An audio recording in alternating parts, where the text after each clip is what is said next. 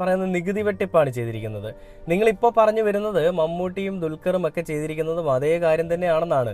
ഭൂട്ടാനിൽ നിന്നും വാഹനം കയറ്റി അല്ലെങ്കിൽ കയറ്റി ഇങ്ങോട്ടേക്ക് ഇറക്കിയെന്ന് നിങ്ങൾ പറയുമ്പോഴും അതിനെപ്പറ്റി ഹൈക്കോടതി നല്ല രീതിയിൽ ചൊറിഞ്ഞപ്പോൾ നിങ്ങൾ കണ്ടെത്തിയൊരു മാർഗ്ഗമാണ് ഹവാല ഇടപാട് വഴി കള്ളപ്പണം വെളുപ്പിച്ചു എന്നുള്ളത്.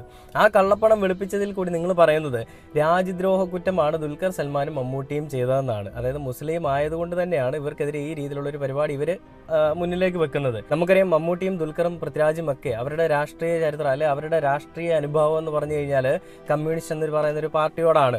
അപ്പോൾ അതുകൊണ്ട് തന്നെ സ്വാഭാവികമായിട്ടും എതിർപക്ഷത്ത് നിൽക്കുന്ന സംഘിക്കുട്ടന്മാർക്ക് വലിയ രീതിയിലുള്ള ഒരു വിഷമവും ദേഷ്യവും ഒക്കെ ഇവരോടുണ്ടാവാം. ആ ഒരു ദേഷ്യം ഇവർ മുസ്ലിം ആയതുകൊണ്ട് തന്നെ ആ രീതിയിലേക്ക് തന്നെ മാറ്റിയിരിക്കുന്നതാണ്.